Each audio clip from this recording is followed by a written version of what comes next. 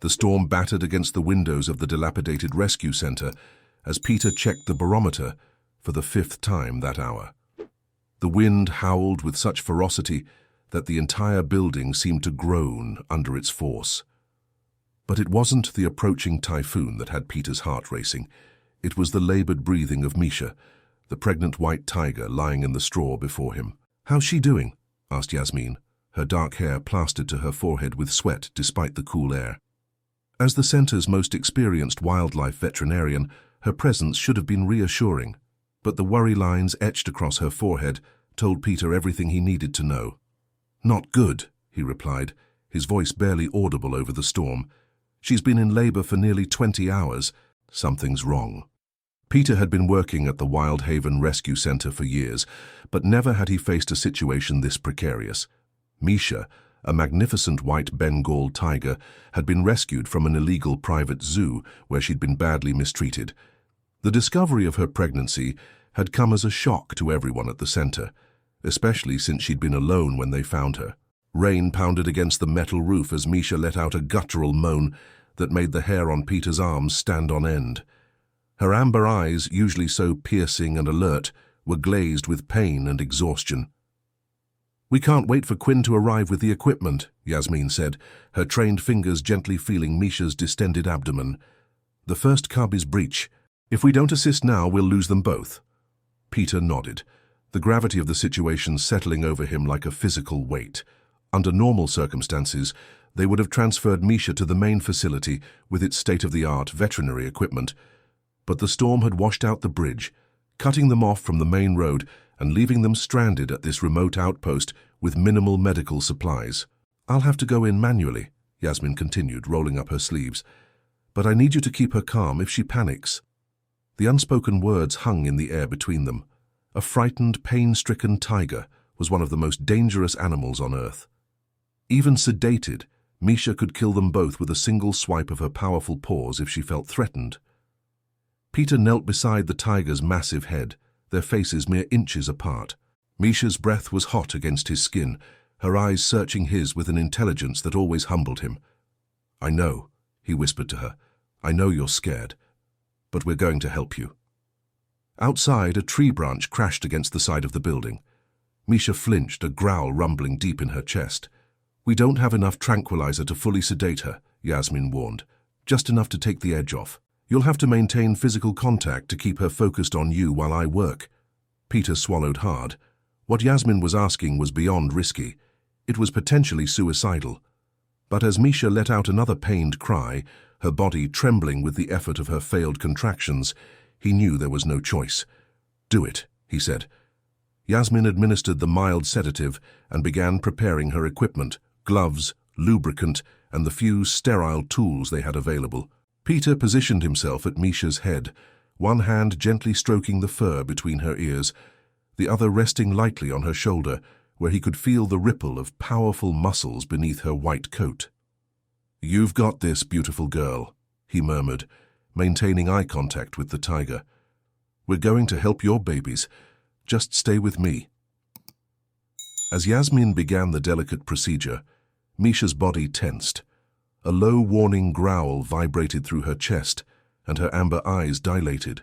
Peter could see the sedative battling with her instincts, the primal urge to protect herself, warring with the drug-induced calm. "Steady," Peter whispered, not daring to break eye contact. "Stay with me, Misha." The minutes stretched into what felt like hours. Peter's shirt became soaked with sweat as he maintained his position, murmuring a constant stream of reassurances to the tiger. His legs cramped, but he didn't dare move. Misha's eyes remained locked on his, occasional rumbles emanating from her chest when the pain intensified. "I've got the first cub," Yasmin finally announced, her voice tight with concentration. "But there's a complication with the umbilical cord. I need both hands." Peter understood what she wasn't saying. She couldn't pull the cub out and handle the cord issue simultaneously. Someone would need to receive the cub while she worked. "Guide my hand," Peter said, slowly extending his free arm toward her without breaking his visual connection with Misha. The tiger's breathing quickened, her massive head shifting slightly as she sensed the change. Peter froze, his heart hammering against his ribs. "It's okay, beautiful," he soothed. "We're helping your babies. You're doing so well." Misha settled again, though her eyes were now darting between Peter's face and his extended arm. Yasmin carefully placed Peter's hand where it needed to be, and he felt the wet, warm body of the tiger cub slide partially into his palm. "On my count," Yasmin instructed, "I'll handle the cord, and you need to pull the cub out smoothly. 3, 2, 1. Peter felt the tiny life slip into his hand, impossibly small compared to its mother. The cub wasn't moving. "Rub its chest," Yasmin directed urgently, already working to address the complications with the second cub. "Stimulate it to breathe." With one hand still maintaining contact with Misha, Peter used his other to gently but firmly rub the newborn's chest. For several heart-stopping seconds, nothing happened. Then the tiny cub shuddered and let out a high-pitched mewl that cut through the sounds of the storm. Misha's ears perked at the sound of her baby's cry. Her massive head turned toward the tiny noise, momentarily shifting her attention from Peter. It was only for a fraction of a second, but in that instant her sedative-dulled instincts flared.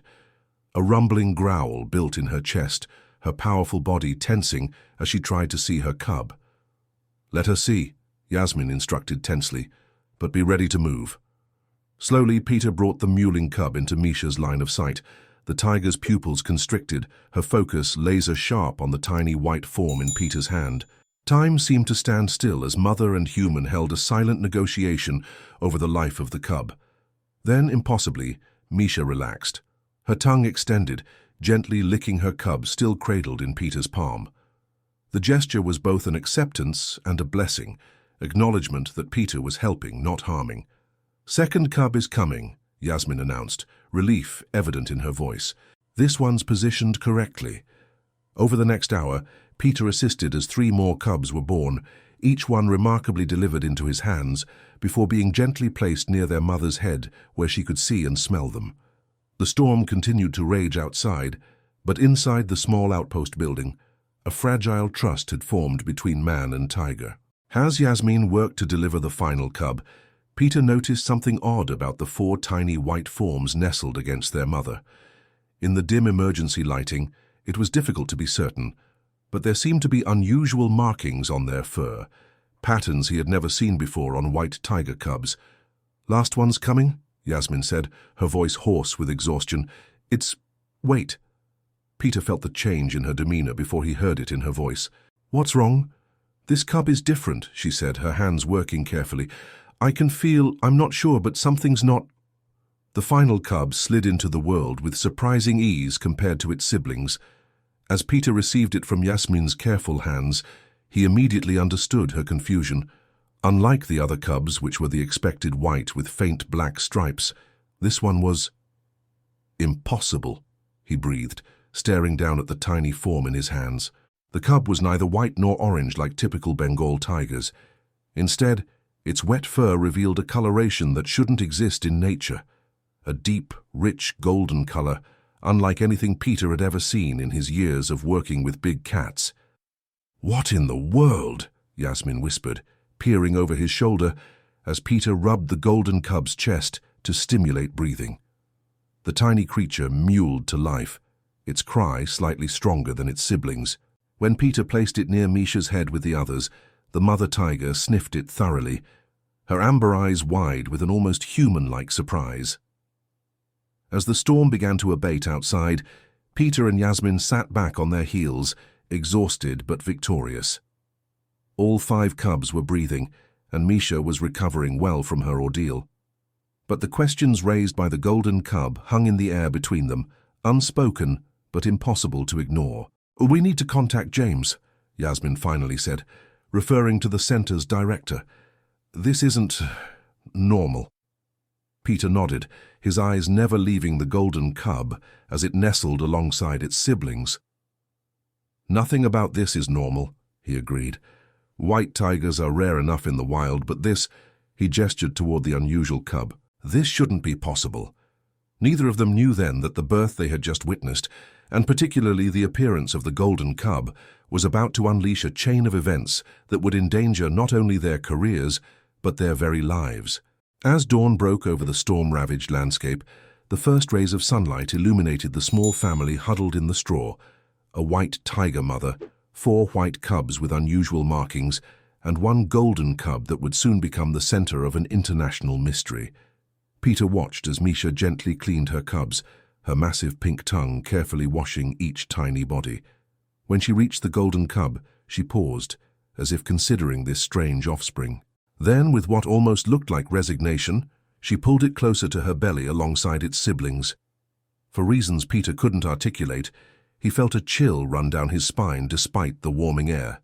Something about this golden cub wasn't just unusual, it was impossible, and in his experience the impossible usually came with a price.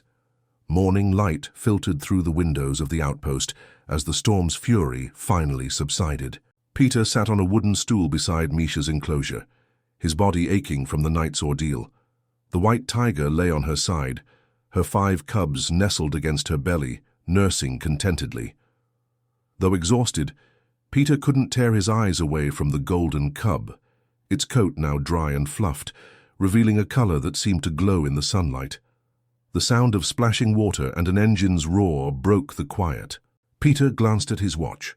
Quinn had finally made it through with the medical supplies several hours too late. "I'll go help him unload," Yasmin said, stretching her stiff muscles as she rose from her makeshift desk, where she'd been documenting the unusual birth. Peter nodded absently, his attention fixed on Misha and her cubs. Something about the golden one troubled him deeply. It wasn't just the impossible coloration. There was something about its movements, the way it seemed stronger than its siblings despite being slightly smaller. The door burst open, bringing with it the scent of rain-soaked earth and diesel fuel. Quinn strode in, his tall frame dripping water onto the concrete floor, dark circles under his eyes testifying to his night, fighting the storm to reach them. "Sorry I couldn't get here sooner," he said, running a hand through his wet hair. "Bridge is completely washed out. Had to take the utility boat across the river and then hike the last mile with the equipment." His eyes widened as they landed on Misha and her cubs. "You delivered them without me. Are they—" He stopped abruptly, noticing the golden cub. "What in the world is that?" "That," Peter said, rising from his stool, "is what we've been asking ourselves all night." Quinn moved closer to the enclosure, his experienced gaze scanning each cub methodically. "This isn't possible," he murmured. "Golden pigmentation doesn't exist in tigers, not naturally anyway." "That's what I said," Yasmin replied, returning with an armful of medical supplies. "And look at the markings on the white cubs. Have you ever seen patterns like that before?" Quinn shook his head slowly. "Never. Those aren't standard tiger stripes. They're almost geometric." Peter had noticed this as well. Instead of the familiar black stripes that normally adorned white tigers, these cubs had markings that seemed almost deliberately placed, angular patterns that resembled nothing found in nature. "We need to call Nathan," Quinn said firmly. Nathan Oliver was the center's genetic specialist, renowned for his work with endangered big cats. If anyone could make sense of these anomalies, it would be him. "Already tried," Yasmin replied. "Communications are still down from the storm. Best estimate is we'll have satellite phone connection back by this evening." Quinn frowned, his eyes never leaving the golden cub. "We need to run tests. Blood work, tissue samples, the works, and we need to keep this quiet until we understand what we're dealing with." "Quiet?" Peter questioned. "Why? This could be an evolutionary breakthrough, a new genetic variant. The scientific community would—" "The scientific community isn't my concern right now," Quinn interrupted, his voice uncharacteristically sharp. "My concern is protecting these cubs from the kind of attention that gets animals stolen or killed. Do you have any idea what some collectors would pay for a golden tiger cub? Or what a pharmaceutical company might do to get their hands on whatever genetic anomaly created it?" Peter fell silent, recognizing the truth in Quinn's words. The illegal wildlife trade was a constant threat to their work, with poachers and black market dealers always on the lookout for rare specimens. A truly golden tiger cub would be worth millions to the right buyer, alive or dead. "So, what do we do?" Yasmin asked, her voice low as if afraid of being overheard despite their isolation. "We document everything, but we keep it between us until Nathan can get here to run proper tests," Quinn replied. No photos, no calls on unsecured lines, nothing that could leak. As far as the outside world is concerned, Misha had 4 normal white tiger cubs. Period. Peter nodded reluctantly. He understood the need for caution, but something about the secrecy made him uneasy. It felt too much like the beginning of a cover-up, and he'd seen where those led before. "I'll need to examine all the cubs," Quinn continued, already unpacking his medical kit. "And I want to review the footage from the birthing area." Peter and Yasmin exchanged a glance. "There isn't any," Peter admitted. "The cameras went down with the power at the start of the storm. We documented everything we could by hand, but—" Quinn's frown deepened. "So there's no visual record of the birth? Nothing to verify the golden cub was actually born to Misha?" "Just our word," Yasmin replied, a hint of defensiveness in her tone. "And the placental material which I preserved for testing." Quinn softened slightly. "I'm not questioning your integrity. I'm thinking about what we'll need to establish a scientific record when the time comes." He paused, staring thoughtfully at the tiger family. "It's remarkable she's accepted all of them. First-time mothers sometimes reject cubs with even minor abnormalities." Peter moved back to his stool, watching as Misha tenderly licked the golden cub. "She knows it's hers," he said softly. "Whatever made it different, she recognizes it as her own." The next few hours passed in a blur of activity as Quinn examined each cub with gentle precision, collecting blood samples and measurements, while Peter kept Misha calm. The white tiger seemed to trust him implicitly now, allowing him to briefly handle her cubs as long as he remained in her sight. By mid-afternoon, Quinn had completed his preliminary examinations. "All 5 cubs appear healthy," he announced, making notes in his tablet. "The 4 white cubs show typical developmental markers for newborns, despite their unusual markings. The golden cub is slightly smaller, but actually more advanced in muscle tone and reflexes." "What about the coloration?" Peter asked. "Any theories?" Quinn hesitated. "Nothing concrete. It could be a mutation, some kind of recessive gene expression we've never seen before. Or He trailed off, clearly reluctant to continue. "Or what?" Yasmin pressed. "Or it could be the result of human intervention," Quinn finished quietly. "Genetic manipulation." The words hung in the air like a physical presence. Peter felt a chill run through him despite the warming day. "You think someone tampered with Misha's pregnancy? Created this cub somehow?" "I'm saying we can't rule it out," Quinn replied cautiously. "Look, we know Misha came from that illegal private collection. We know next to nothing about what happened to her there before we rescued her, and the timing is suspicious. She was already pregnant when we found her, but there was no male tiger at the facility." "Artificial insemination is possible," Yasmin pointed out. "It's done in conservation breeding programs all the time." "Standard artificial insemination doesn't create golden cubs with geometric markings," Quinn countered. "If this was done artificially, someone was playing with genetic manipulation far beyond what's publicly known to be possible." Peter's mind flashed back to the moment he'd first seen Misha, chained in a filthy concrete enclosure at the illegal zoo they'd raided. She'd been malnourished and terrified, but there had been something else about her, a wariness beyond normal fear, as if she'd experienced human cruelty on a level most couldn't imagine. "The private collector," Peter said slowly. "Xavier Lee. What do we know about him?" Quinn's expression darkened. "Not enough. He disappeared before the raid, left most of his animals behind, including Misha, but took a few of the more valuable specimens. The authorities are still looking for him. He wasn't just a collector," Yasmin added. "Rumor has it he funded some fringe scientific research. Nothing published, all underground stuff." A heavy silence fell over the room, broken only by the soft sounds of the cubs nursing. Peter found his gaze drawn once again to the golden cub, its coat gleaming like burnished metal in the afternoon light. "Whatever the explanation," Quinn finally said, "these cubs, all of them, need to be protected until we understand what we're dealing with. I'm going to try the satellite phone again. We need Nathan here as soon as possible." As Quinn stepped outside with the satellite phone, Peter moved closer to the enclosure. Misha watched him with those intelligent amber eyes, her massive head resting protectively near her cubs. "What happened to you?" he whispered. "What did they do to you?" The white tiger blinked slowly. her secrets locked behind those amber eyes. The sound of the door opening again made Peter turn. Quinn stood in the doorway, his expression grim. "Phone's working," he announced. "Nathan's arranging transport. He'll be here by tomorrow morning."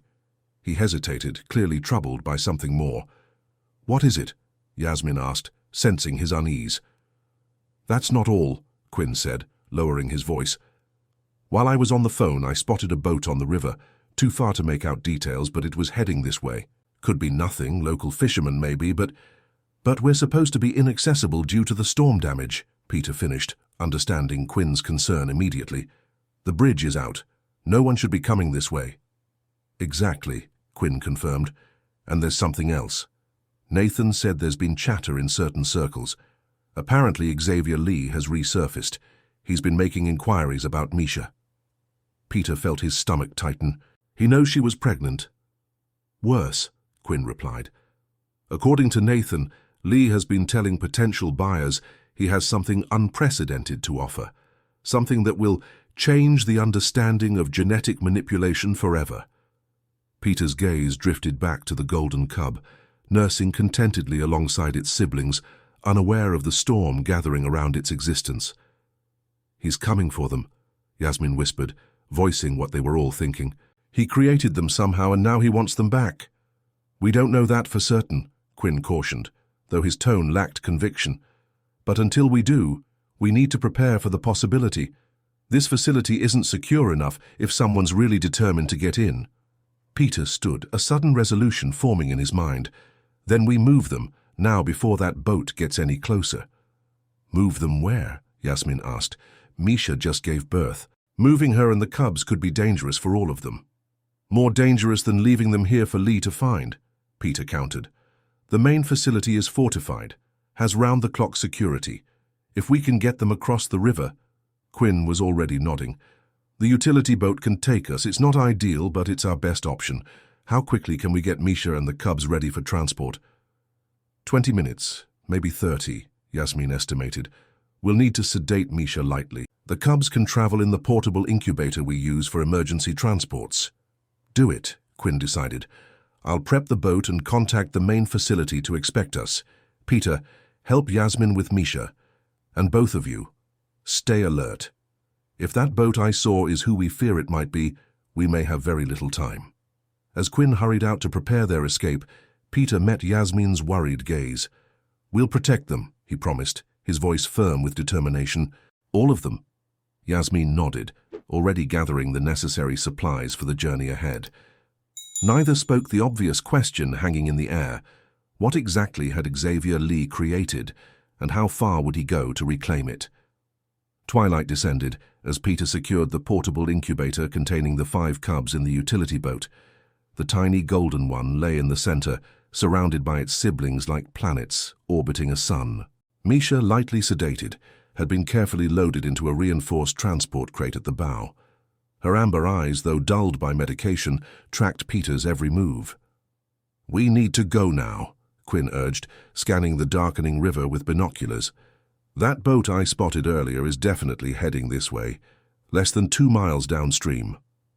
Yasmin finished securing the medical supplies and climbed aboard. "Everything's ready, but we need to move carefully. The sedative I gave Misha is minimal.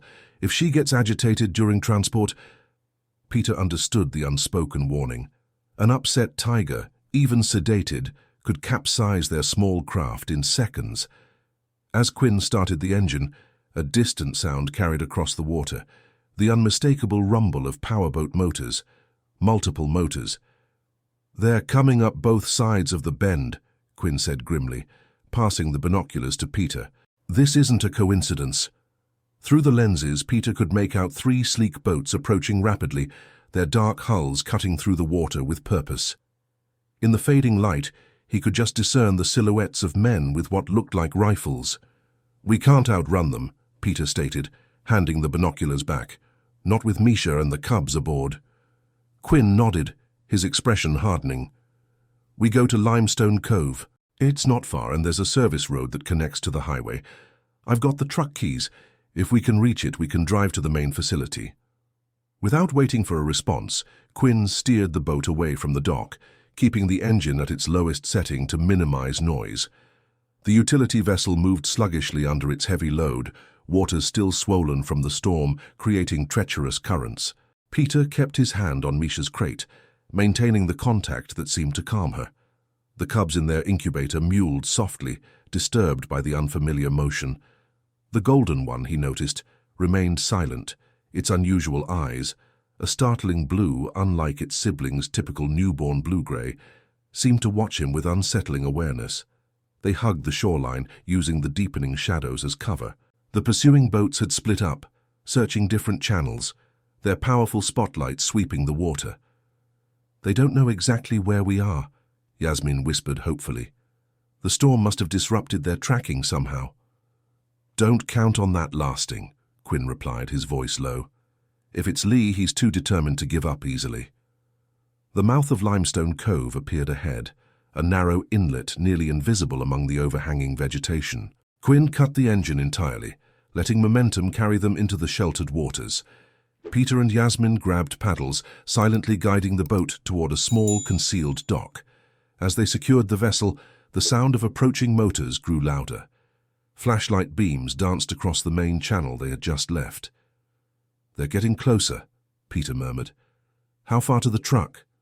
"About half a mile through the forest," Quinn replied, already helping Yasmin unload the incubator. "The path's overgrown but passable."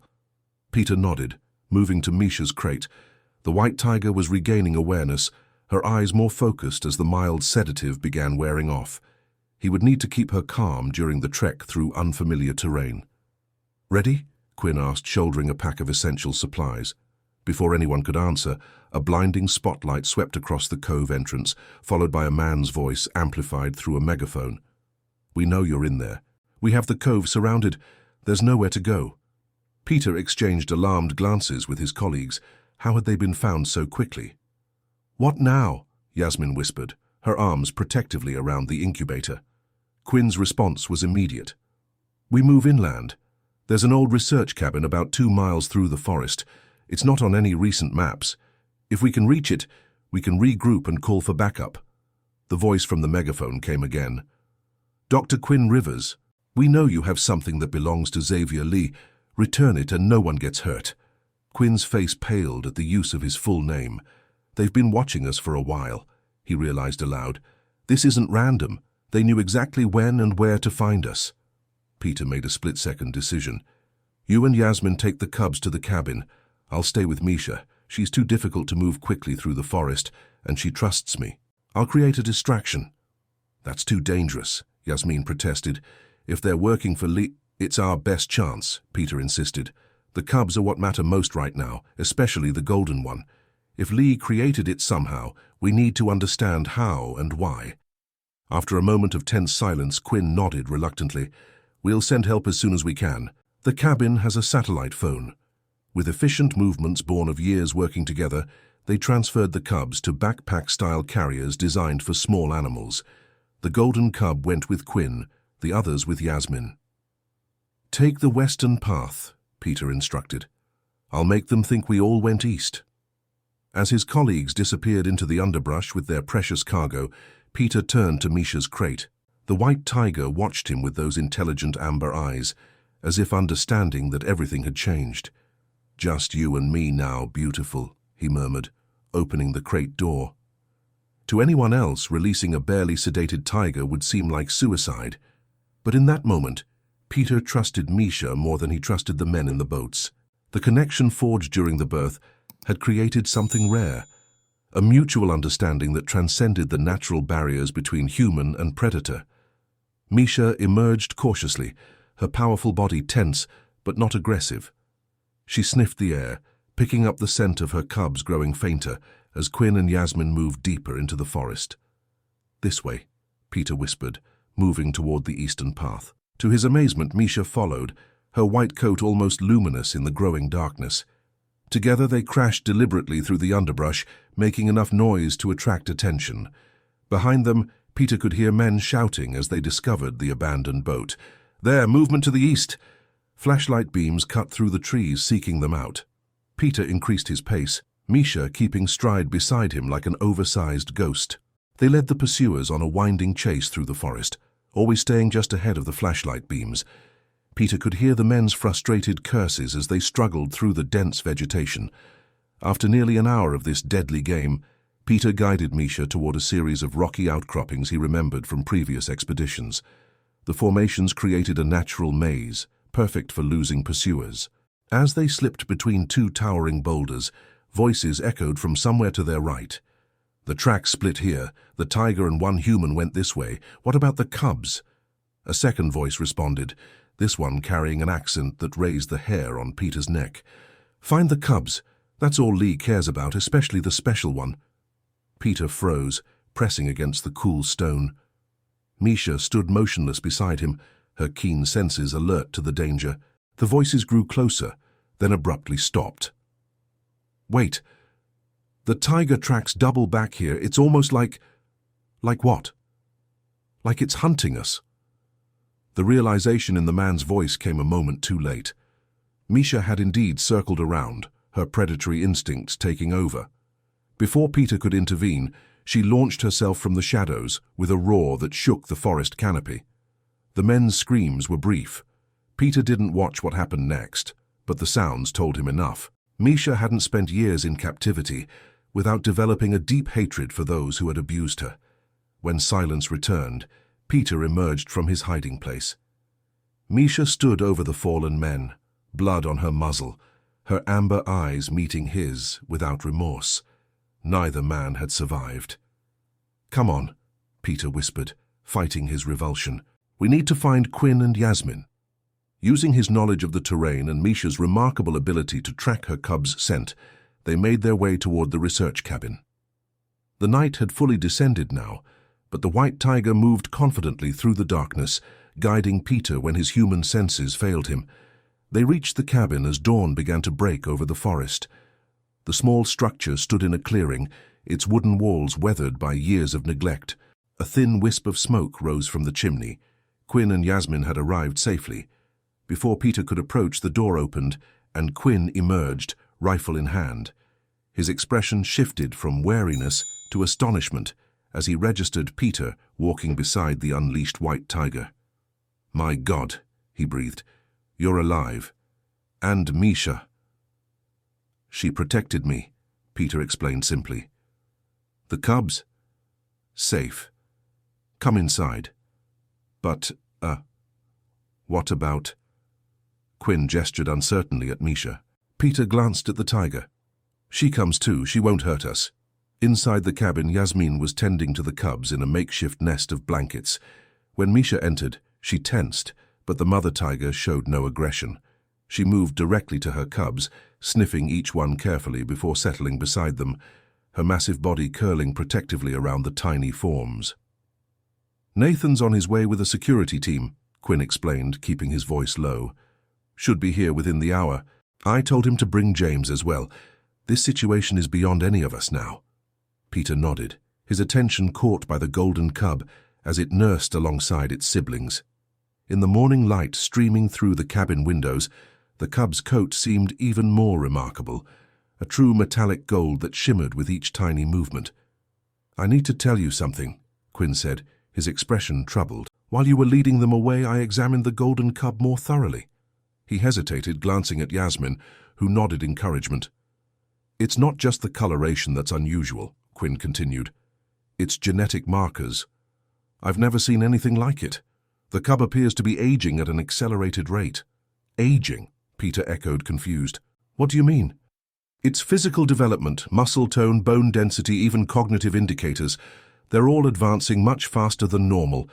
At this rate, it will reach adolescence in months rather than years." Before Peter could process this information, the sound of helicopter rotors filled the air. Quinn moved to the window, visibly relieved. "It's Nathan, and James is with him." The next few hours passed in a blur of activity.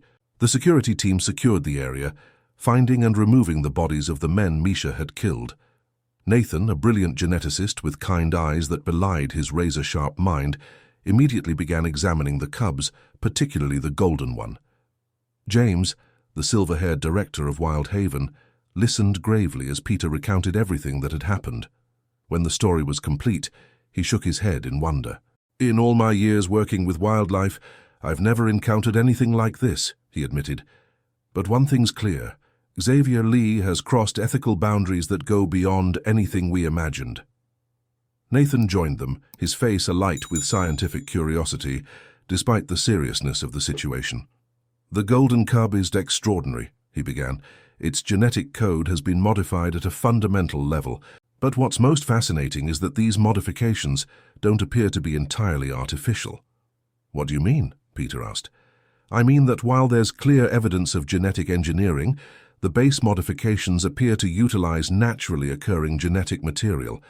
It's as if Lee found a way to activate dormant genes that exist in all tigers, but are never expressed naturally." James frowned. "To what end? What's the purpose of creating a golden tiger that ages rapidly?" Nathan adjusted his glasses thoughtfully. "I can only speculate, but based on the specific markers I'm seeing, Lee may have been attempting to recreate what geneticists call the king tiger, a mythical variation mentioned in ancient texts from Southeast Asia. Stories describe golden tigers with exceptional intelligence and longevity that were said to guide normal tigers and protect them from threats." "A protector," Peter murmured, watching as the golden cub nursed, already noticeably larger than it had been the previous day. "But why the accelerated aging?" "Impatience, perhaps," Nathan suggested. "Lee wouldn't want to wait years to see if his experiment worked. The acceleration allows him to witness a lifetime of development in months, but it also means—" He trailed off, but they all understood the implication. "A compressed lifespan. The golden cub would live fast and die young." James sighed heavily. "We need to notify the authorities about Lee. If he's conducting these kinds of genetic experiments, who knows what else he's capable of?" "I've already contacted our liaison at the International Wildlife Crime Unit," Quinn said. "They're coordinating with local authorities to find Lee. The men we encountered were known wildlife traffickers. Their testimonies could have been valuable, but—" He glanced at Misha, who lay peaceful and seemingly innocent with her cubs. Peter felt no remorse for what had happened in the forest. Those men had come to steal the cubs, to return them to a life of exploitation and cruelty. Misha had acted according to her nature, protecting her young. In the days that followed, as they relocated the tiger family to a secure facility at the main Wild Haven compound, Peter spent hours observing the golden cub. Its development was indeed accelerated. By the end of its first week, it was already exploring beyond the nest. Its movements coordinated and purposeful in a way that its siblings wouldn't achieve for weeks. More remarkably, the golden cub seemed drawn to Peter. Whenever he entered the observation area, it would approach the glass, those unusual blue eyes, which hadn't changed to the amber typical of adult tigers, studying him with unmistakable recognition. Nathan's ongoing research revealed more about Lee's methods. The genetics were revolutionary, combining ancient tiger DNA recovered from preserved specimens with cutting-edge gene activation techniques. The golden cub represented a breakthrough that could transform our understanding of genetic potential. "The ethical implications are staggering," Nathan explained during one of their daily briefings. "Lee essentially awakened ancestral genetic patterns that have been dormant for thousands of years. In doing so, he's created something that walks the line between natural and artificial." As for Lee himself, justice arrived unexpectedly. His boat was found drifting off the coast, the man himself dead from what appeared to be an attack by one of his own experimental creations, a modified reptile with venomous capabilities that had escaped its containment. There was a certain poetry to his end, consumed by his own unnatural ambitions. With the immediate threat gone, the focus shifted to the well-being of Misha and her cubs. The white tigers, with their unusual geometric markings, were developing normally, their patterns becoming more distinct as they grew. They would always be special, but their lives would follow the natural tiger timeline. The golden cub, however, continued its accelerated journey. By the end of its first month, it had the size and capabilities of a 6-month-old tiger. Nathan's projections suggested it would reach full maturity within a year. "What do we do with it?" James asked during a private meeting with the core team. "We can't release it into the wild.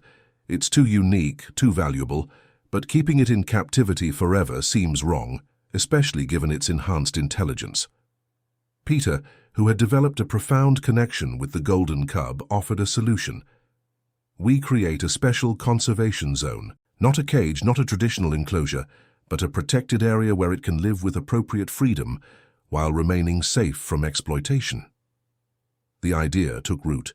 Using Wildhaven's considerable resources and leveraging the publicity generated by the discovery of the golden tiger, carefully controlled to protect the animals, they established the Sovereign Sanctuary, 1,000 acres of protected habitat where Misha and all her cubs could live in a natural setting while remaining under observation. As the golden cub, now named Ray by the staff, continued to mature, its true nature became clear. Just as the legends described, it demonstrated exceptional intelligence and a protective attitude toward other tigers. When younger cubs were introduced to the sanctuary, Ray would guide them, showing remarkable patience and what could only be described as teaching behavior. For Peter, watching Ray's development became the focus of his career. He built a small research station at the edge of the sanctuary, documenting the golden tiger's life with meticulous care. The bond between them deepened. Ray would often seek him out, approaching the observation platforms to engage in what felt like silent communication. On a warm afternoon, nearly a year after the birth, Peter sat on his usual platform, making notes as Ray patrolled the sanctuary perimeter. The golden tiger had reached full maturity, its coat a stunning burnished gold that caught the sunlight like polished metal. Though smaller than average for a male tiger, Ray moved with a grace and purpose that made other predators give way. Movement in the undergrowth caught Peter's attention. A new female tiger, recently rescued from a similar illegal facility, had been introduced to the sanctuary that morning. She emerged cautiously from the brush, still bearing the psychological scars of her captivity. Ray approached her slowly, body language non-threatening. The two tigers circled each other, communicating in ways humans could only partly understand. Then, to Peter's amazement, Ray led the newcomer to a nearby stream, showing her where the water was cleanest, before escorting her on what appeared to be a tour of the territory. "He really is a king tiger," Yasmin said softly, joining Peter on the platform, leading and protecting, just like the legends said. Peter nodded, a lump forming in his throat. Nathan's genetic analysis had confirmed what they'd all feared. Ray's accelerated development came at a cost. The golden tiger would likely live only a third of a normal tiger's lifespan. The price of awakening those ancient genes was a compressed existence. "He knows," Peter said with certainty. "Somehow he understands what he is and what his purpose is. That's why he's so focused on helping the others." Yasmin squeezed his shoulder gently. "Then we make sure his time counts. Every day, every moment."